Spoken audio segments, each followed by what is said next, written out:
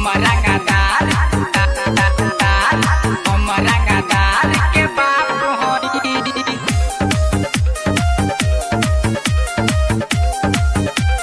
बाप होई।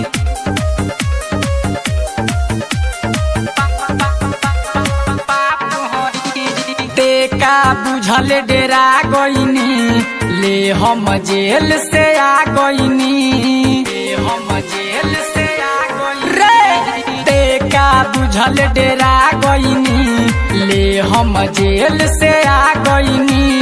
तोहरा जैसन कुकुर सियार खातिर हम शराब हई। बूढ़ ना बेटा हमारा आगे हम रंगदार के बाप हई।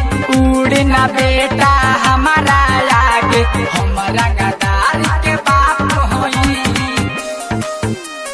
हम रंगदार बाप हई। Mixed by Vedadi Recording Studio, Sasa. रंगदार के बाप हई। तोहरा जैसन लइका के हम रोज घमंड उतारी ले। हमारा से टकरई बेटे हम भेजा में गोली मारी ले। हम रंगदार के बाप हई। तोहरा जैसन लइका के सुन रोज घमंड उतारी ले। हमारा से टकरई बेट हम भेजा में गोली मारी ले। हमार काटल मंगबे ना पानी हम तो कोबरा सांप हई।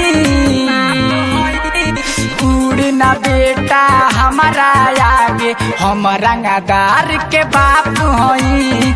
उड़ ना बेटा हमारा आगे हम रंगदार के बाप हई। हम रंगदार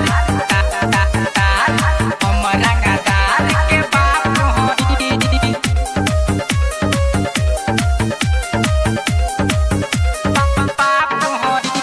नागमणि हथियार से खेले राहुल शर्मा यार हवे।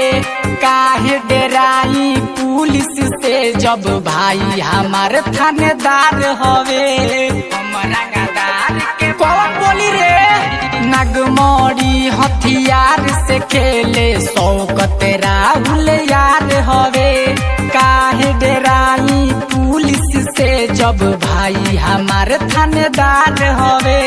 भरल जवानी मर जइबे ते तोहरा खातिर अभिशाप हई। उड़ ना बेटा हमारा आगे हम रंगदार के बाप हई।